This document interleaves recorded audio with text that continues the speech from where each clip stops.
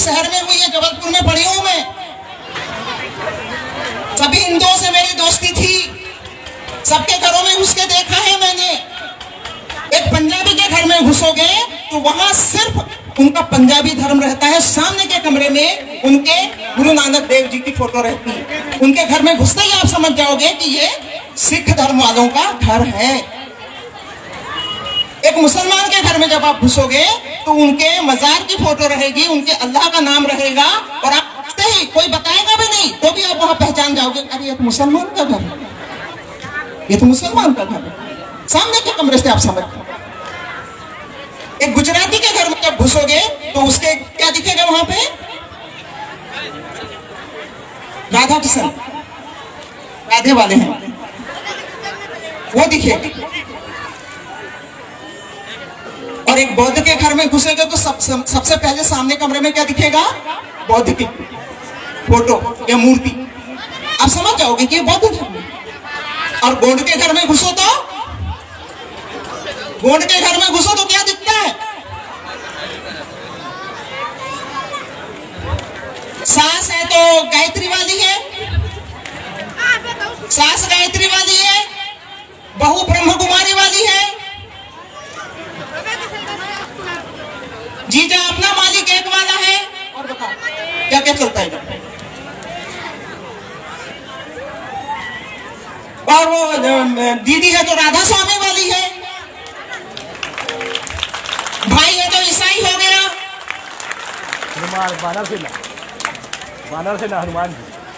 हनुमान जी भाई लोग हनुमान जी वाले हैं। बजरंग दल, एक भाई बजरंग दल में घुस गया, उसको पता ही नहीं है कि हमारे गोंडी पुणे में कहीं बजरंग का नाम ही नहीं है। ये हमारे गोंडों की स्थिति है। खिचड़ी, इसको बोलते हैं खिचड़ी। 4 गांव में एक साथ पैर रखना, 4 गांव में एक साथ पैर रखना। तो क्या जो सिख है, जो घर के अंदर सिर्फ सिख है लेकिन घर के बाहर वो सब धर्मों का सम्मान करता है, तो क्या वो देशद्रोही हुआ? एक ईसाई जो घर के अंदर सिर्फ ईसाई है लेकिन घर के बाहर वो सब धर्मों के साथ, सब धर्मों के दोस्तों के साथ में रहता है, तो क्या वो देशद्रोही हुआ?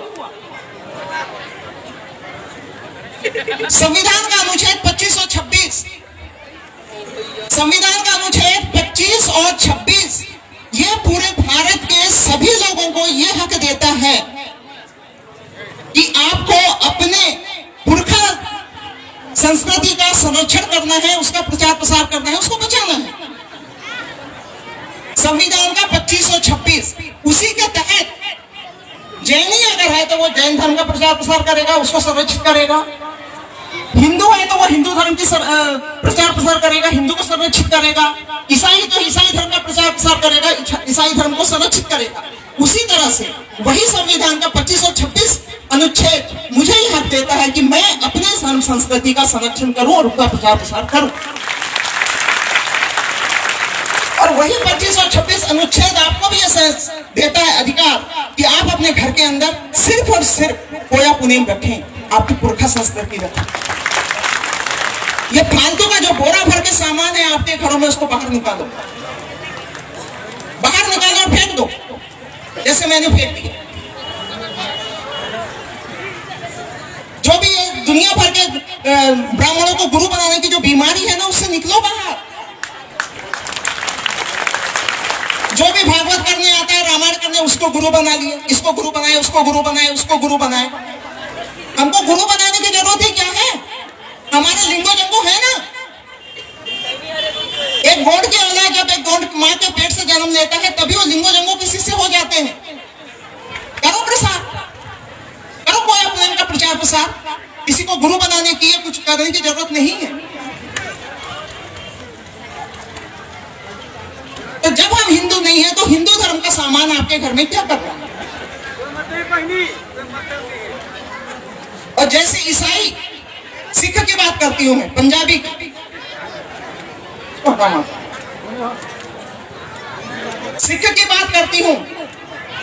सिखी यानी पंजाबी, समझ गए ना? पंजाबी किसको कहते हैं, सिख किसको कहते हैं, समझ गए ना? सिखी यानी पंजाबी।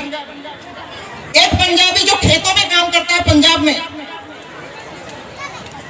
एक पंजाबी जो खेतों में काम करता है पंजाब में, वो भी अपने सिख धर्म को पूरे विश्वास के साथ मानता है। पंजाबी बोली घर के अंदर उन्होंने सुरक्षित की और अपना धर्म उन्होंने घर के अंदर सुरक्षित किया। घर के बाहर वो गुजरात में है तो गुजराती बोलेगा, मध्य प्रदेश में है तो हिंदी बोलेगा, महाराष्ट्र में है तो मराठी बोलेगा, लेकिन घर के अंदर वो पंजाबी बोलेगा और पंजाबी धर्म को व्यवस्थित सुरक्षित करके रखा है। वही सिख जब शहर आता है, दिल्ली आता है, दिल्ली आकर के वो अगर बड़े नौकरी में लगता है, बड़े नौकरी में लगे या बिजनेस में जाए, बिजनेस कर रहा है, तब भी वो घर के अंदर अपना सिख भाषा बोलेगा, पंजाबी भाषा बोलेगा और अपने पंजाबी धर्म को सुरक्षित रखा है। यही नहीं, जब वो विदेश जाता है, बहुत सारे पंजाबी विदेश जाके बस गए, विदेश जाता है, वहां पर भी वो अपनी बोली और संस्कृति को घर के अंदर सुरक्षित रखा है। घर के बाहर वो दूसरी भाषाओं के साथ, दूसरी जात वालों के साथ समानता का व्यवहार करता है। यही हमें भी करना है। हमको क्या करना है? जब सुप्रीम कोर्ट हमको बोल दिया है कि हम हिंदू नहीं है, तो हमको क्या करना है? हमारे घर के अंदर कोई भी दूसरे जात का सामान है, हिंदू हो, ईसाई हो, मुस्लिम हो, ये पूरा बाहर करो। घर के अंदर सिर्फ और सिर्फ हमारे पुरखा संस्कृति रहना चाहिए, जो वो है। पुरखा संस्कृति हमारे घर के अंदर होना चाहिए। और घर के बाहर अगर आपके पड़ोस में सिख, पंजाबी, मुस्लिम, बौद्ध जो भी है, उनके साथ हमको भाईचारा रखना पड़ेगा। उनको तो छोड़ नहीं सकते ना। हमारे बच्चे उनके साथ पढ़ते हैं, आप नफरत कर सकते हैं? हमारे बच्चे उनके साथ पढ़ते हैं, आप कैसे उनका ये अवमानना कर सकते? तो घर के अंदर आपको अपनी, इसीलिए क्योंकि जिस तरह से आप लोग भागवत और रामायण के पीछे भाग रहे हैं, इसीलिए आपको अभी तक ये पता नहीं चला कि 750 क्या है। जो हमारे ध्वज में 750 लिखा रहता है, जहां तहां हमारा वो बनाते हैं संबुल, वहां 750 लिखते हैं। इसका क्या मतलब पता है किसी को? 750 हमारे गोत्र हैं। इसको लिंगो जंगो ने व्यवस्थित किया और उसके लिए आपको ग्रंथ पढ़ने पड़ेंगे। कुछ किताबों में जैसे कंगाली जी ने लिखा, कुछ में मैंने लिखा है, वो पढ़ने पड़ेंगे। उससे आपको जानकारी होगी कि 750 हमारे गोत्र हैं और उन 750 में से एक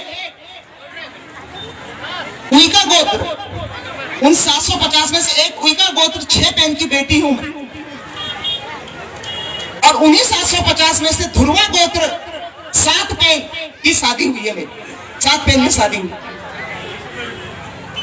तो जब तक ये जो है ना शरणार्थियों के चक्रव्यूह में चरण धोवन से बाहर नहीं निकलोगे, तब तक अपनी पुरखा संस्कृति आपको समझ में नहीं आएगी। मुझे पता है ये जितनी महिलाएं बैठी, इनमें से आधे से ज्यादा महिलाओं के शरीर में अभी ब्राह्मण का बंधा हुआ धागा है। और जिनके शरीर में ब्राह्मण का बंधा हुआ धागा रहता है, उनको मेरी बातें ऐसे गुजरती ऊपर से, समझ में नहीं आती जल्दी। पुरखा संस्कृति की ओर आइए, वरना आपका जाति प्रमाण पत्र समाप्त हो जाएगा।